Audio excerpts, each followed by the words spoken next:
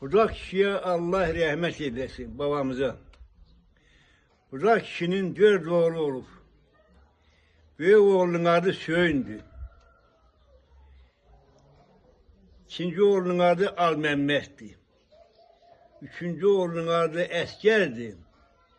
Dördüncü oğlunun adı Sarabdullah. Esker'in 3 oğlu olup. Birinin adı Bayram.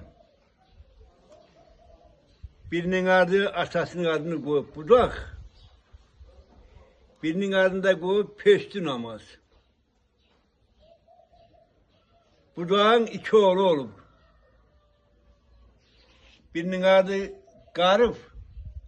Birinin adı Kurban. Garip babamın 4 oğlu olup. Eli, Veli, Mürsel, Şerif. Kurban babamın 2 oğlu olup. Biri Hargalanmışsa bir de o da babasının adı Budak. Bu demeli Söyünden oğlandı. Söyünün bak birinci oğlandı. İkinci oğlu Bayram'dı. Bayram'ın 2 oğlu olup. Biri Ecak verdi, biri Yetim Allah verdi. Ecak verdiğinin bir oğlu olup, adı Bayram. Bayram'ın 3 oğlu olup. Atasının adı Söyün, Paşa, Şehverdi.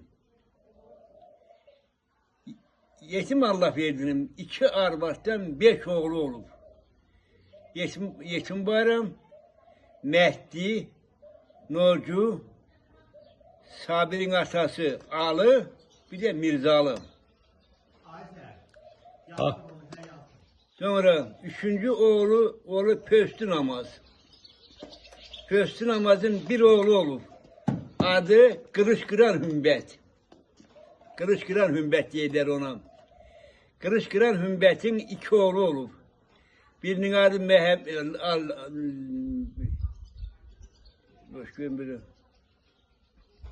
Birinin adı Mehmet, birinin adı Ramazan.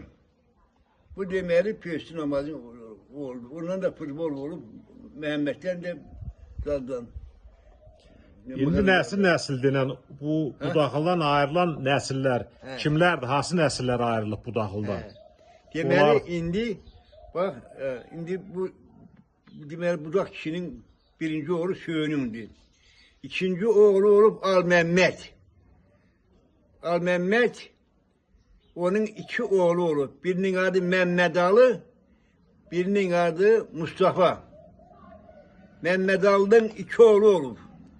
Birinin adı Teşere Halil, birinin adı olup Mehmet Mehmet. Teşere Halil'den oluptu. 4 oğlu Hasan, Hüseyin, Ali, Mehmet Ali. Bu demeli nedir? Teşere Halil'dendi. Mehmet Mehmet'in de 2 oğlu olup. Birinin adı Sirafil, birinin adı Musa. Bu demeli Mehmet'in 1. 2. oğlu olup Mustafa. Mustafa'nın 4 oğlu olup. Birinin adı Hümbet, İsmail. Böyle Allah verdi. İsmail'in 3 oğlu olup. Oruç, İlyas, Ayvaz. bir de Ayvaz. O demeli İsmail'in oğlu. Hümbet'in oğlu oluptu. Mehmet, bir de Kara. İkinci demeli bu bir oğlunun Möyleden de oluptu. Dünya malı kuru. Allah verdiğinin de 2 oğlu olup.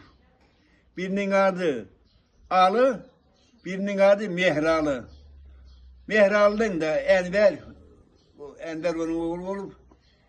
Ali'nin de Aslan, bir de Mustafa. Bu olur. İndi nəsilləri denən Fahralda hansı nəsil budaqlıdan ayrılıb? Deməli Almemmet'di. Ondan sonramasına Budaklı. Ondan sonra əsgərin qohumları Bunlar neydi? Bu askerler, Bilal ne bu askerler onlar ondan sonra birazdan Tağir, ondan asker hep dünya malı gel.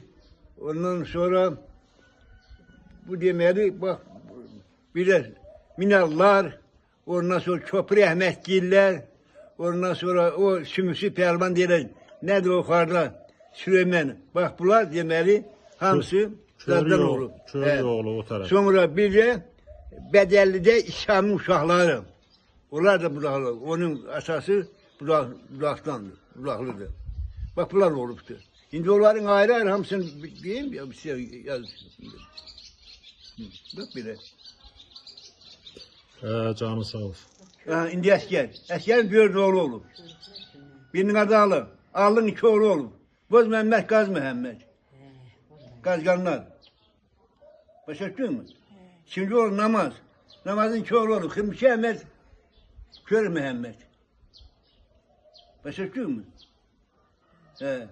Sonra 3. oğlu olup Şöğün. Şöğün'ün oluptu. Neydi? Tahrim babası Şeşe Bayram.